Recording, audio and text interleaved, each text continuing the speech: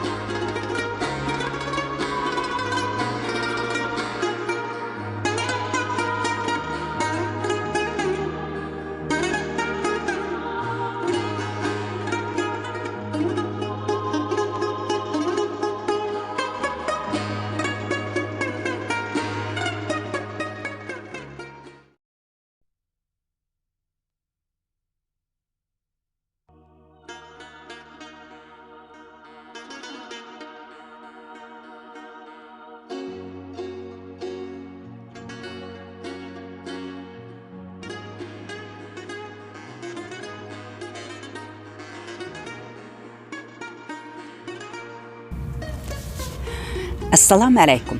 Kitap o'qish munbiri Avlodlar to'rbetiga xush keldingiz. Men Nuriya Rahman. Bugun men kentimiz, ya'ni Meniyada. Üzüm tallarının yeniga kelib o'ltirdim, ko'rayotganinglardek. Üzümler shundoq o'xshab ketibdi, ammo pishadiganqa yana biroz vaqt bada qiladi. Xo'sh, rost gapimni desam, asli bugun sizlarga o'qib bermoqchi bo'lgan asarni tünügün ünge elip tayarlıgandım. Ama arlıqta bir orun almış işqa mecbur bop gelip, almışqa vaqtimda telefonumnunki funksiyasiga sal diqqat qilmay qapti men. Şunun bilen keyinki bölümnün avaz çıkmay qapti. Afsus, onu işletishga bo'lmadi. Şuna bugün qayta bu asarni o'qishga taraddudlanib o'ltirdim. Ama her qandaq bir işning bir hikmeti var degandek, tünügün hava şundaq ıssiqdi, təlab, təpçirab, qızırıb ketkendim hatta. Ama bugün hava şundaq bir xil salqın, gerçi köp asmanlıq, quyosh parlap turgan kun bolmasımı, ama kitap oquydiganqa nəhayət yaxşı. Xoş, bugün qo'limda danlıq alimimiz, faylasuf, mərhum Abdüşkür Muhammed Emin'nin Uyg'urlarda İslam Medeniyeti namlıq kitabı. Bu kitapqa mərhum alimimizning əsərləri toplanğan. Bugün huzurunuzga sunmoqchi bo'lganim bu kitapdan Uyg'urlar va ularning turmush madaniyati to'g'risida. Xo'sh, boshlaylik. Oldin bir askartib o'tib ketay. Mazkur maqola 1994-yil yozilgan, ya'ni bundan 30 yil ilgari. Xo'sh, boshlaylik. Uyg'urlar va ularning turmush madaniyati to'g'risida. Uyg'urlar Abdunum rayonimizda to'plashib yashaydigan g'olluq yerlik millat. Uyg'urlar yana Qozog'iston, Qirg'iziston, O'zbekiston, Tojikiston, Turkmaniston, asosliqi Bayram Ali rayoni, Arabiston, Turkiya, Avstraliya, Germaniya, Rossiya, Amerika qatorliq davlatlarda ko'rinarlik nüfusda muayyan jamoat turkumi shaklida yashaydi. Uyg'urlar hozir dehqonchilik, bog'vanchilik, hunarvanchilik, savdo setiq, madaniyat, ma'arif qatorliq kasblar bilan shug'ullanadi. Ular hozir bozor egiligini markaz va tanshugich qilgan hozirgi zamon iqtisodiy turmushiga borgan sari o'zlashmoqda. Uyg'urlar navbatda tarixiy taraqqiyotning yangi qatlamini hosil qilmoqda. Uyg'urlar Markaziy Osiyo tipidagi qadimki qabila va xalqlardan tashkil topgan. Olimlar Uyg'urlarning millat manbasi to'g'risida ko'p izlandi. Ular milodiydan 2000-3000 yil ilgari Shimoliy Altay dalasidagi Andronov, Minosinik rayonlarida yashagan Ari, ya'ni Aryan qabilalari, Siktay, Sak xalqlarini Uyg'urlarning eng qadimki va Osiyocha oq tanlik ajdodlari deb qarashmoqda. Qadimki jasadlarning bosh so'ngak analizi, qon tipi, qadimki Aryan, Siktay, Sak afsona folklori, kiyinish va muzika, usul, bayram, sayla ma'rakalari bu muhokamaga kuchli isbot hozirlab berdi. Aynı zamandaki at madaniyati bu keng makonda Jungoning rasmiy yilnomlarida ulug' xor deb atalgan Aryan, Siktay, Sak xalqlarining zo'r yug'urilishini maydonga keltirdi.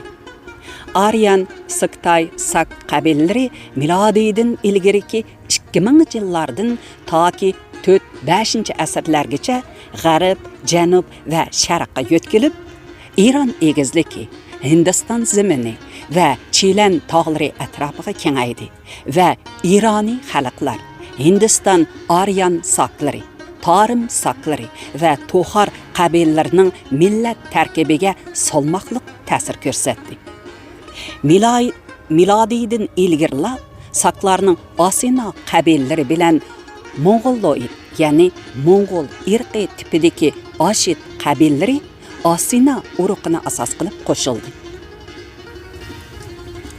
Natijada Markaziy Osiyo ulug'xo'rlarining ikkinchi turkumi turklar maydonga chiqdi.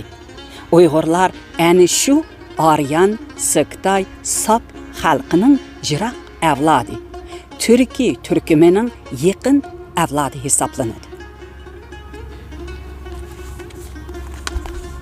Uyg'urlar Markaziy Osiyodagi qadimki millat. Aryan, Siktay, Sak, turki xalqlar turkumidagi madaniyatlik xalq. Ularning jismoniy xususiyati va qon alohidligi, til va adabiyot san'at alohidligi, milliy etnografik turmush odati va turmush alohidaligi Uyg'urlarning nihoyat yiroq tarixiy qatlamlarini, tarqalish masshtabini, millat manbasi va har xil tarkiblarni o'zlashtirish iqtidorini, ajdodlarning barliq munavvar folklori va turmush madaniyatiga to'liq varislik qilish salohiyatini tushuntirib berdi. Uyg'urlar o'tliq madaniyati, otliq ko'chish qismatlari, bo'ston madaniyati, Yipak yo'li aloqalari, ko'p xil diniy madaniyat bosqichlarini boshdan kechirdi. Hozirgi zamon Uyg'urlari nuqul holda 840-yili O'rxun vodisidan Tarim vodisiga ko'chgan va bu yerdagi Sak, To'xar so'g'dolarni o'zlashtirib maydonga kelgan deganda, yanala O'rxun Uyg'urlari bilan Tarim vodisidagi Sak, To'xar so'g'dolarining qaysi tarixiy qatlamda qandaq tilda so'zlashganligidan qat'iy nazar, o'rta qalda Markaziy Osiyo ulug'xo'rlari bo'lgan Aryan turkumi va Turkiy turkumiga bo'lgan teran yiltizdoshligini oldingi shart qilish kerak.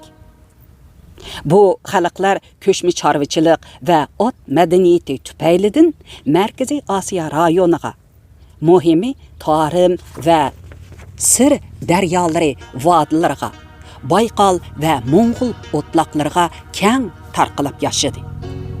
Ular Jungo va Iran imperiyalariga yaqin joylarda hokimiyat markazlarini barpo qilgan Hun va Sak an'anlarga deyarlik varislik qildi. Orxun Uyg'ur xonligi yemirilib, Uyg'urlar g'arbga ko'chgandan keyinmi xon urug'i bo'lgan Yağlaqarlar Ganju Uyg'ur xonligini qurgandan boshqa Adizlar boshchiligidagi boshqa Uyg'ur qabilalari Qo'chu, Kusan, Qashqar, Soyat, Sirdaryo vodisiga yo'tkilib Idiqut Uyg'ur xonligi, Kusan Uyg'ur xonligi va Qarag'aniylar hokimiyatlarini barpo qildi. Xotan Yağlaqar Qalqaluxani davomliq Ganju Yağlaqar Uyg'ur xonligi bilan quduliq munosabati saqladi. Bu Orxun va Ganju Xotan Yağlaqarlarning qabilaviy yaqinligidan derak beradi. Bu xuddi Uyg'urlar qadimki Samarqand hokimi Aprasiyatni o'zining qahramon podshohi deb izchil hurmatlab kelganiga o'xshash ahvol. Uyg'urlarning etnonimi, ya'ni millat nomi qachon kelib chiqqanligi noma'lum. Birinchidan, bu etnonimning paydo bo'lgan vaqtini Uyg'urlarning dastlabki etnik turkumining maydonga kelgan vaqti qilib bekitib olg'ili bo'lmaydi. Ikkinchidan, Uyg'ur deb atalgan qabila dastlab Yağlaqar boshchiligidagi Uyg'ur ittifoqiga qatnashgan bir qabilaning nomi bo'lib, bu xosiyatli nom butun Uyg'ur ittifoqi va Orxun Uyg'ur xonligining o'rtaq nomi qilib qabul qilingan. Orxun Uyg'ur xonligi yemirilgandan keyinmi Ganju, Idiqut, Kusan xonliklari o'z saltanat nomlariga Uyg'ur nomini qo'shib ishlatgan. Hozirgi Yugu, ya'ni Seriq Uyg'urlarmi o'z nomini Yağlaqar yoki boshqa qabila nomida emas, balki Uyg'ur nomida ishlatdi. Uyg'ur iborasi umumiy ma'noda uyushish, uyushmaq degan ma'noda izohlanmoqda. Uyg'urlarning turmush madaniyati ularning Uyg'ur nomini qo'llanishi va siyosiy hokimiyat o'rnatishidan xeyli burunla tadrijiy shakllandi va Uyg'ur hayotining har qaysi tarixiy qatlamlarida davomli rivojlanib, turmush madaniyati izchilligi bilan tarixiy qatlamligi zanjir halqasini hosil qildi. Biz hozirgi Uyg'urlarning turmush madaniyatiga nazar solsak, Uyg'urlarning mukammal etnologiyalik turmush madaniyatiga ega etnik millat ekanligini jazmlashtiramiz. Uyg'ur tarixida jangovar ayollar, hokimiyatga qatnashgan turkan xotundak ayollar, shoira va muarifchilar xeyli ko'p bo'lgan. Tug'ut munosabati bilan ona bolalar ma'budasi Umay anaga, ya'ni İslamiyatdan keyin buvi Fatimaga seg'inish, bolaning 40 suyi, ot qo'yish murosimi, bo'shik to'yi, o'g'il bola 7 yoshga to'shqanda xatni qildirib murosim o'tkazish, farzandlarini maktabga yoki hunarga berish odatlari izchil saqlanib keldi. Uyg'urlarda nikoh munosabati bilan choy ishkizish, to'y oldidagi maslahat choylari, nikoh o'qib qiz yigitning roziligini elish, to'y murosimi, yigit qizlar o'ltirishi, qudilar chillaqlari izchil saqlanib keldi. Uyg'urlarda dafn murosimi har qaysi diniy madaniyatlar ta'sirida har xil bo'lsa-mu, ammo meyitni pokiz yuyib kepanlash, hozidorlar oq ro'mol selib, oq balvoq bog'lab yig'izori qilish, meyitning namozini tushirish, jinozini olmishib, tolishib, ko'tirib qabristonlikqa elib berish, lahatda meyitning yuzini qibliga qaratib yotqizish, ishko'rning og'zini kesak bilan etib, toshko'rni to'pi bilan ko'mish, qabri beshida meyitning ijobiy tarifiga guvohlik berish, qabri teshi yana gumbaz o'rnatish, meyitning 7-40 yil nazarlarini o'tkazish odatlari birdak izchil bo'lib keldi.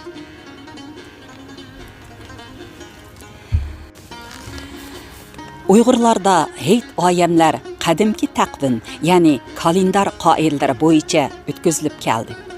No'ruz bayrami, ko'k mashrabi, suv mülek ayamlari bahar No'ruz bayramidan iborat bo'lib, bu bayram yiroq qadimki zamonlardan beri Uyg'ur va uningga qeyrindosh millatlarning yangi yil bayrami bo'lib keldi.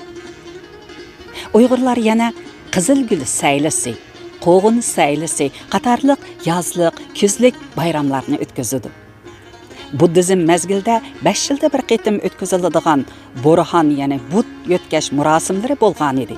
İslamiyatdan keyin Qurban hayit, Ro'za hayit oyamlari No'ruz bayrami bilan qo'shilib, Uyg'urlarning asosliq bayramlari bo'lib qoldi. Uyg'urlarda yaqinqi yillargacha yezilarda helamo bar, qo'ru egiliki har bir cho'ng oilaning turmush hujayrasi bo'lib keldi. Cho'lliklar bilan qo'rshalgan har qaysi bo'stonliqlar, quyuq daraxtlar, iqin suvlar, o'ltiraqlashgan aholilar bilan qoplanib qolmasdan, balki har qaysi qo'rolarmi mevlik bog', üzüm baranglari bilan qoplandi. Uyg'ur qo'rolari naqshlik darvoza, peshayvon, ayvon saroy, o'g'il qizlar uylari, qaznaqlar bilan bir yurish qilinadi. Ba'zi qo'rolar boloxona uylarini o'z ichiga oladi. Ko'pincha uylar gajlangan vasa bilan jup qilib yepiladi. Har xil naqshlik mehrab, ya'ni marab, takcha va mo'rilar bilan bezaladi. Uyg'urlar naqshi usul musiqaga azaldan herisman millat. Ular qadimki murosimlar, milis mashrablar asosida yerlik xalq muqam mashrab sanamlarini shakllantirdi. Milis mashrablar Uyg'ur xalqining an'anaviy etnografiya maktabi, axloq aql maktabi, naqshi usul maktabi bo'lib keldi. Shu asosda Uyg'ur klassik musiqasi 12 muqam shakllandi. Uyg'urlar xalq folklori, ya'ni eg'iz adabiyotiga boy xalq. Eng yiroq shamanizm afsonalaridan buddizm davri hikoyatlargacha, qadimki qahramonlik rivoyatlari, ajdod sig'inish rivoyatlari bo'lgan Bo'ri hikoyasi, O'g'iznoma, Aprasiyab rivoyati, Chistoni Ilikbek rivoyati, Dada Qurqut, Tumaris, G'ayrib sanam qatorliqlar bilan minglagan tarixiy qo'shiqlar, latifa va aqliya so'zlar Uyg'ur xalq adabiyotining ulini soldi. Uyg'urlar xalq adabiyoti asosida yozma adabiyot va klassik adabiyot durdonlarini yaratdi. Uning eng buyuk samarasi Qutatqu belikdan iborat. Uyg'ur klassik adabiyoti Uyg'urlardagi falsafaviy, diniy, axloqiy, tarixiy, huquqiy ko'z qarashlarni she'riy tusda ifodalab, Uyg'ur ruhiyat tarixi va tafakkur tarixining boy, rangdor xazinasini hosil qildi. Uyg'urlar va ularning ajdodlari qadimki zamonlardan boshlab tasviriy san'at herismanlari edi. Ular qiyolarga turmush obrazlarini chekib, balballar va tosh putuk, ya'ni obidlarni o'rnatib, oltin, mis kumushlardan zibu zinnatlarni yasab, kahish, qosh teshidan go'zal turmush buyumlarini yasab, toshkemir san'ati, binokorlik, haykaltarashlik, tom rassomligi, yog'och o'yma, taxt sizma, metal va to'qilmalarga rasm ishlashda oldingi saviyaga yetdi. Ana yurtimizdan tepilgan otashparastlik, Budda va Mani diniga oid tasviriy san'at yodgorliklarining qoldiqlari helimu jahon tadqiqotchilarini maftun qilmoqda. Uyg'urlar qadimdan tortib tomoq madaniyatida Markaziy Osiyo xalqlari orasida oldingi shuhratga ega. Tomoq madaniyati bir millatning turmush madaniyatining yiroq tarixiy qatlamlari bilan uning erishgan kamolat darajasini ko'rsatdi. Qaysi bir tadqiqotchi uzib tashlab yoki pichoqda kesib etiladigan suyuq osh bilan inchik so'zilgan ashma, ya'ni lag'man orasida 1000 yillik musafiyatudu deb to'g'ri aytgan edi. Tonurda hazırlandıgan her xil taamlar, öpke hesip, petermanta ve murabba qatarlıq Uyghur taamlarga apırın etmeydigan kişi bolmamız gerek. Uyghur taamları Yipek yolu O'rta Belvig'iga joylashgan Uyghur xalqining pidokirona mehmondostlik an'anasiga has qo'shdi. Uyghur taamları öz növbətində ozuqluq və tibabat qoidalariga uyğun bo'lish bilan yana Sharq, G'arb xalqlarining o'rtaq ishtiha talebiga uyğun keldi. Uyg'urlarning kiyinish madaniyati yiroq tarixiy izchillikqa ega bo'lib keldi. Biz Boziriq, Qorisuq, Eski qal'a, Ko'ni Kiroran, qadimki Qumul, Qardöva qatarlıq qabristonliklar bilan Siktay, Sak sizmi yodgorliklari, Budda tashkemirlaridagi tam rasmlari, o'tgan asrning oxiri va mushi asrning boshlarida chet el etnograflari suratga olgan Uyg'ur kishilarining kiyinishlaridan Uyg'ur kiyim madaniyatining turmush, otliq yurish, jang ehtiyojiga loyiq bo'lishdan tashqari yana g'oyat zo'r estetik alomatlarga, hatto mannerizmlik, ya'ni zinnatvoslik aloyidliklarga ega bo'lganligini bayqaymiz. Uyg'urcha kiyinish, zibu zinnat, atqa minish va soz, usul, hatto may madaniyati nurg'un shoirlarning she'riy misralariga ilhom berdi. Uyg'urlarning turmush madaniyatida Uyg'ur soda tijareti ko'rinarlik salmoqni egallaydi. Uyg'urlar eng yiroq ajdodlaridan Siktaylarning otliq, to'gilik, jahonkashlik an'anasini o'zlashtirdi. Ular qoshtishi va oltin sodasi, Yipek yo'li soda tijoratida o'ttira tuzanglik bilan Eron, Vizantiya orasidagi sodani tizginladi. Mashhur soda aholisi deb atalgan sog'dalarni o'z milliy tarkibiga singdirib, Eron savdogarlarini sundirdi va So'ng sulolasining bozor soda vazoratini bekor qilib, Uyg'ur soda sarayi qurishga iqtisodiy jihatdan besim ko'rsatdi. Uyg'ur savdogarlari yasidoq soda do'konlari, mayxona ichib, o'z ziminida mol setish va yarmanki bilan shug'ullanuvchi hattorlardan farqli holda davlat, rayon halqib, yenik va qimmatbaholiq buyumlarni elib yuradigan xalqaroliq savdo karvonlari tuzdi va davlat, rayonlar e'tirof qilgan oltin aqcha birligini yaratdi. Uyg'ur turmush madaniyatida tantarbiya muhim o'rin tutadi. O'qyani at ustida orqaga etib nishonga takkazish, chelishish, at o'yini, at top, ya'ni chavgan top, o'g'loq tartishish, sag'arda o'ynash, darvozlik, sehrgarlik, mollaqchilik, saqa o'ynash, shaxmatbozlik, gaga to'qmoq, laglak uchirish va nurg'unlagan bolalar o'yinlari Uyg'urlarning iroda cheniqtirish, mahorat yetildirish tipidagi tantarbiya madaniyati sistemasi shakllantirdi. Uyg'urlarning bir butun, hamma shartlari mukammal etnologiyalik millat ekanligi shubhasizdir. Uyg'urlarning tarixiy va turmush madaniyati bu hukmni har taraflama isbotlaydi. Uyg'urlar texi ijtimoiy millat va siyosiy millat kategoriyasiga ko'tarilgan emas.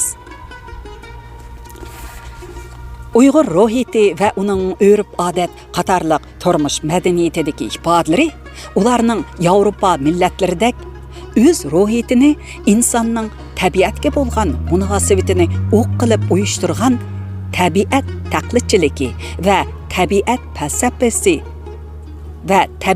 falsafasi tipidagi madaniyatga tava emasligini, yiroq sharq millatlaridek o'z ruhiyatini insonning podshoh va huquqlarga bo'lgan munosabatini o'q qilib uyushtirgan huquq muqaddasligi va huquq kishilik qarashlari tipidagi madaniyatga tava emasligini.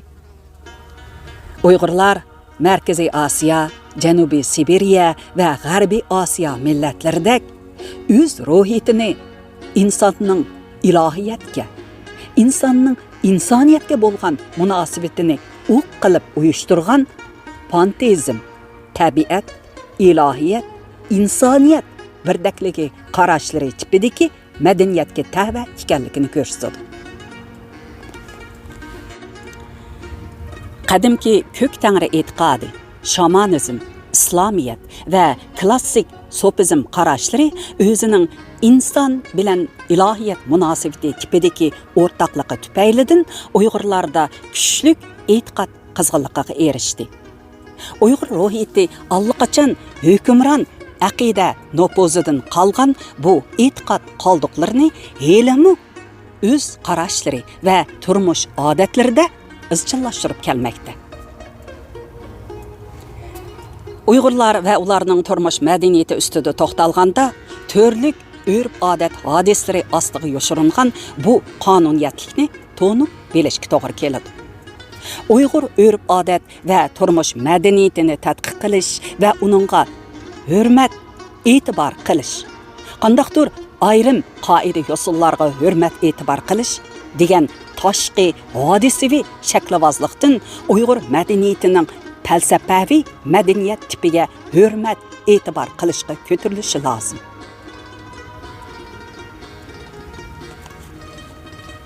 Uyg'ur urf-odat va turmush madaniyatini tadqiq qilish va uningga hurmat, e'tibor qilish, qandaqdir ayrim qoida usullarga hurmat, e'tibor qilish degan tashqi hodisaviy shaklavozlikdan Uyg'ur madaniyatining falsafaviy madaniyat tipiga hurmat, e'tibor qilishga ko'tarilishi lozim.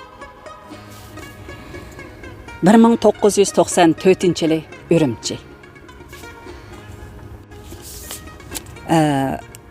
Yuqorida anglag'aninglardek bu maqolada biz Uyg'urlarning madaniyati noyatimi keng doirada bir qitim tilga ilinib o'tilgan. Biz Uyg'urlar haqiqatanmi nihoyatda madaniyatlik qadimiy bir millat. Men o'zimning Uyg'ur bo'lganligimdan har zaman faxrlanaman. Ma'qul amsa, hurmatli qarindoshlar, bu qitimliq programmamiz mushagicha bo'lsin. Kelar qitimliq kitob o'qish programmamizda ko'rishaylik. Xayr xo'sh, omon bo'laylik. Xayr xo'sh.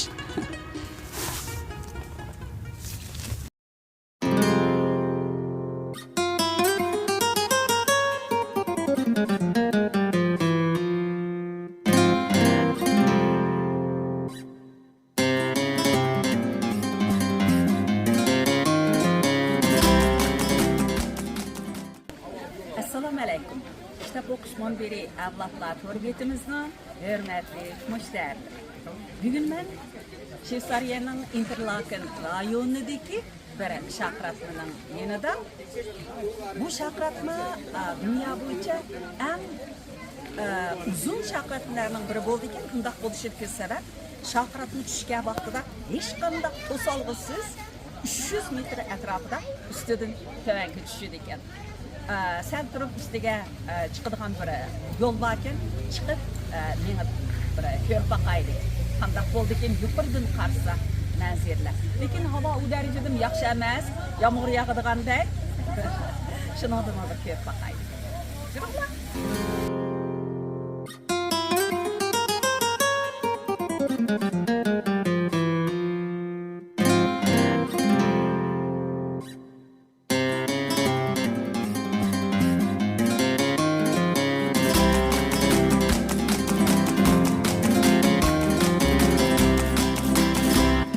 Tirek bostan, tirek bostan, tirek bostanğa men hayran.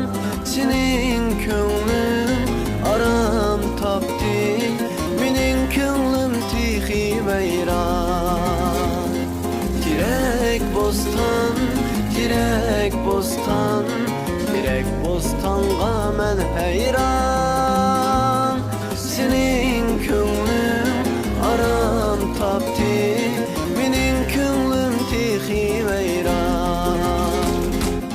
Yayrimi gülcan, yayrimi gülcan, her joyda bulgun aman.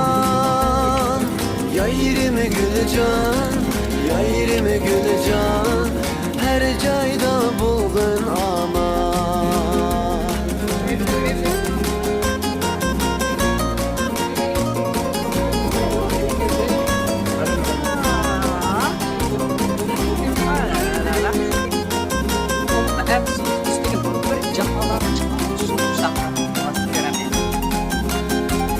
Senin doppan nemen keysen, sana okşam deymen yarim.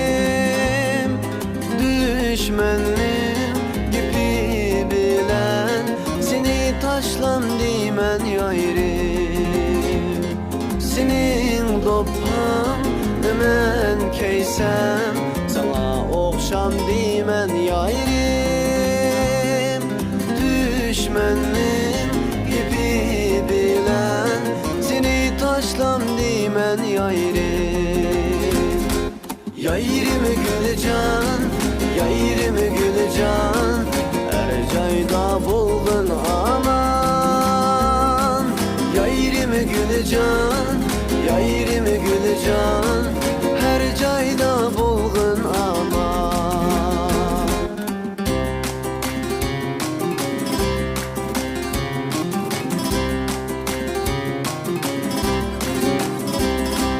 Ak lale, kızıl lale, yarının beği gülzare. Yar derdine men avare, yüreğim pare pare. Ak lale, kızıl lale, yarının beği gülzare. Yar derdine